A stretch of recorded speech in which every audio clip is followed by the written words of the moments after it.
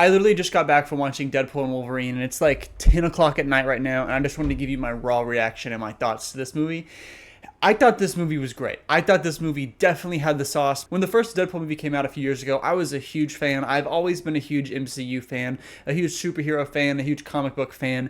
And so when the first Deadpool movie came out, I was hooked. I thought that movie was awesome, and I probably saw it more than 5 times within like a year or so. I was prime like peak Deadpool audience. I was a little kid in high school, and I thought the movie was great. And then for some reason a few years later, when superhero fatigue started setting into me, or maybe I wanted to like not be a superhero fan in like the public eye with my friends or whatever the reason was, I never saw Deadpool 2. And then as the years went on, I got the movie spoiled for me. I saw all the memes and stuff on TikTok and Twitter and Instagram and everything, and I just felt like it wasn't anything special, and then I didn't really need to see it. So last night I went ahead and just watched Deadpool 2 for the first time, and I thought it was good. I didn't think it was great. I thought the first one was definitely better than the second one. So where does the third one rank? I think it's the strongest of the three. Kind of. The first one is definitely like a standalone origin movie of Deadpool, whereas the third one is this huge spectacle. By no means is it comparable to like Spider-Man Homecoming and Spider-Man No Way Home, but that's kind of what this movie felt like. Homecoming was an origin story, and No Way Home was this big grand action movie that definitely centered on Spider-Man and Peter Parker, but this movie, Deadpool and Wolverine, is this grand team-up movie, a good buddy cop movie that's definitely the final payoff and probably the last we're ever going to see of the Fox X-Men universe, and so it felt very grand, very spectacular. I will say, from the very first moment of this movie had the sauce. Going into this, it's very obvious. If you've seen Deadpool 1 and 2, you know what you're getting. Do not go into this movie thinking it's going to be peak cinema and it's going to be the best MCU movie ever and it's going to hit all these tones and all these beats and it's going to be this best movie you've ever seen. It's a Deadpool movie. I'm not going to get into spoilers until the end of this video, so I'm going to put a timestamp on the screen right now of when spoilers start, so you're not going to have to worry about that. But from the very first action scene, within the first 5 minutes of the movie, this movie has the sauce. This movie looks visually great. I'd say probably 80 to 90% of the time. There's a few scenes in the second act of the movie where I felt like the visuals were a little off, and especially a few scenes in the third act of the movie, but besides those few nitpicks, I thought this movie was great. The story follows not right where Deadpool 2 ended, but probably a few years after what happened to the events of Deadpool 2. You see Wade Wilson living his life and the effects of what happened at the end of Deadpool 2, so when we pick up in Deadpool 3, there's stakes. There's a lot going on that actually, there's a good reason for introducing Hugh Jackman's Wolverine, which is something I thought going into this movie. Why are they resurrecting him from Logan? What's going on? Why are we bringing him back other than fan service? But there was actually, I'm not going to get into spoilers, but there was a good reason why they brought this version of Wolverine, Hugh Jackman, back into the spotlight, into the MCU, into what's going on. And I didn't think they did it in poor taste at all. This was very much like Hugh Jackman and Ryan Reynolds, Deadpool and Wolverine centered movie. They go on this adventure through the void, which it's not a spoiler, you see it in the trailers and stuff. They go on this adventure, kind of buddy cop Mad Max style adventures with a bunch of cameos and team ups along the way, which the cameos and team ups, they were not Doctor Strange Multiverse of Madness style. We're just going to throw in whoever we want so the fans say, oh, I know that guy, and it's like the Soy Jack meme. No, I felt like the cameos in this movie were served great. They actually had a purpose, and each character they introduced had their own moment to shine, even down to Dogpool. It felt like everyone they introduced had their own moment to shine, and then some more. And of course, it's a Deadpool movie, so there's lots of jokes, lots of laughs, and I think I laughed more at this Deadpool movie than I did in the second one for sure. Maybe even more than the first one. This movie's funny. There's so many pros that I have about this movie, from the buddy cop comedy to the action. I think the action in this movie is by far the best action in the Deadpool franchise. I don't know if this movie is necessarily better than the first one, but it's definitely up there. Again, I think this is more of an event, kind of like what I was saying earlier with the Spider-Man Homecoming and Spider-Man No Way Home like parallel. I think it's very easy to say, oh my gosh, Spider-Man No Way Home is the best Tom Holland Spider-Man movie, or even the best Spider-Man movie because of everything that's in it. I think it's the same with this Deadpool and Wolverine movie. You can say, oh my gosh, this is so much better than Deadpool 1 or anything that came in the Fox Sony universe, because this is a tie-in with everything from the first Deadpool movies and everything from the Fox Sony universe. I think if you're going into this movie expecting it to be some groundbreaking thing, it's really not. it's Deadpool 1 and 2, but with Wolverine. I think the marketing does this movie justice. What you expect going into it is what you're going to get. It's not a groundbreaking movie where you're going to leave the movie theater and be a changed person because of it. There are some pretty emotional beats to this movie, which I was not expecting, so that is definitely a plus. But now, real quickly before we get into spoilers, I just wanted to talk about the performances in this movie. I think Cassandra Nova, her villain, is a very empathetic but also sadistic type of villain. I think her performance by her actress is phenomenal. Do I think she's one of the best villains we've had? Of course not. But I think she is a memorable villain. She doesn't have a whole lot going for her in terms of plot. She's just in the void and is this evil villain.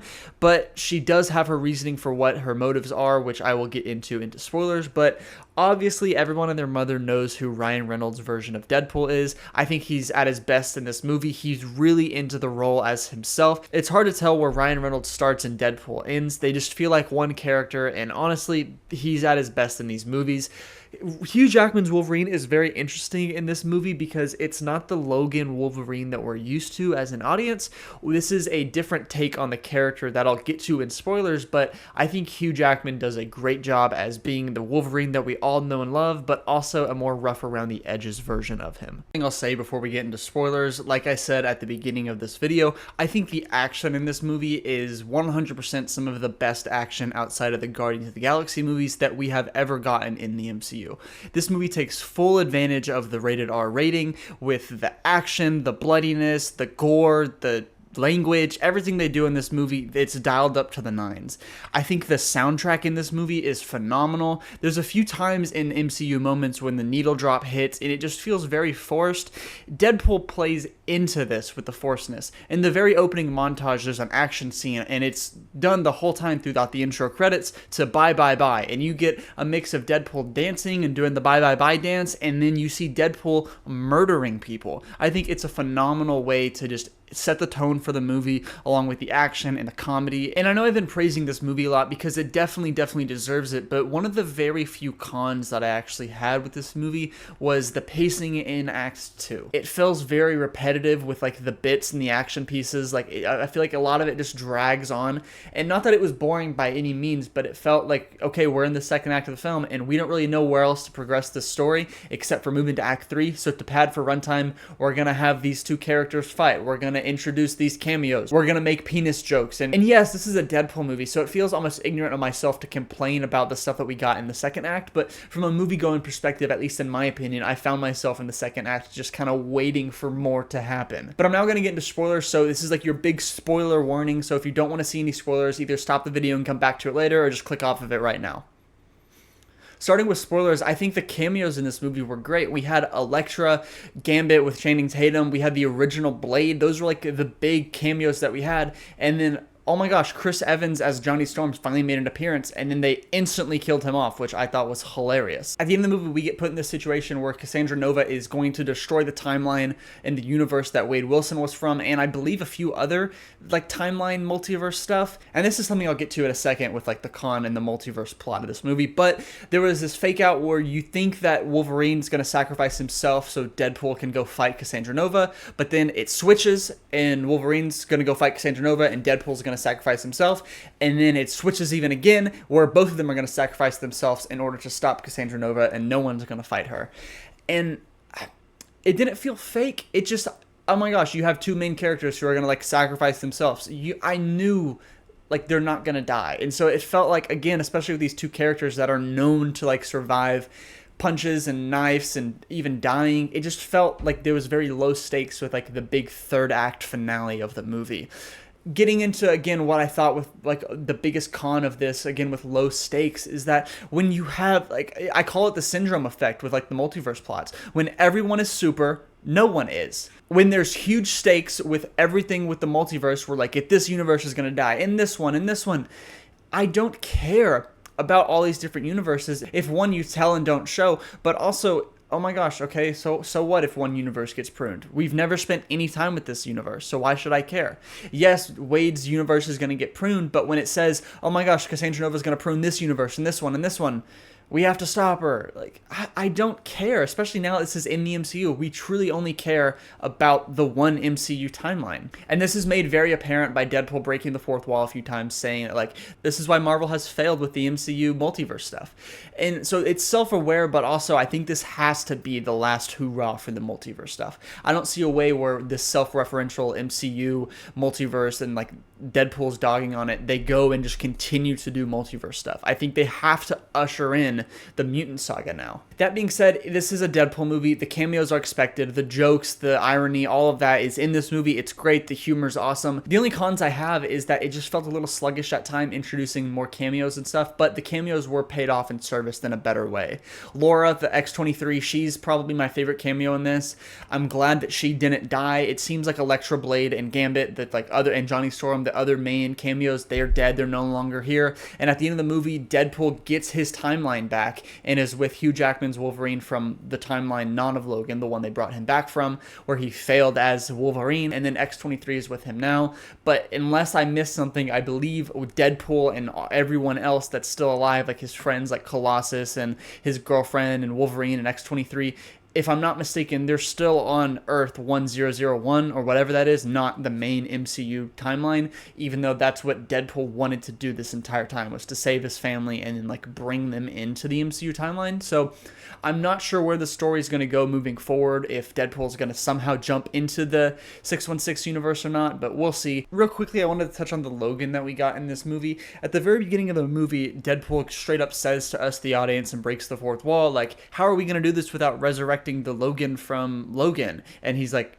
we're gonna resurrect him. And then it's found out like this Logan has decayed, the one from the movie Logan, and that he can't use that one. And the reason why everything that's going on in his timeline with it getting pruned is that the Logan in his timeline, the one that died, was like the prime anchor of the universe. And once he died, that universe has no longer a reason to exist. So Deadpool essentially is going and he hops throughout the multiverse to find a Logan that is willing to go to his universe to be his anchor. That way he doesn't have to lose Vanessa and everyone and all of his friends. But this version of Logan, the reason how Deadpool's able to recruit him is because he's just this bummed, down on his luck, alcoholic version of Logan, because he lost everyone. He decided to go to the bar and get hammered instead of fighting with the X-Men of his universe, resulting in all the X-Men dying, and now this Logan is left alone in his universe with what seems like no other X-Men and no other supers, and he's just sad and depressed because of it. And Logan is lied to by Wade.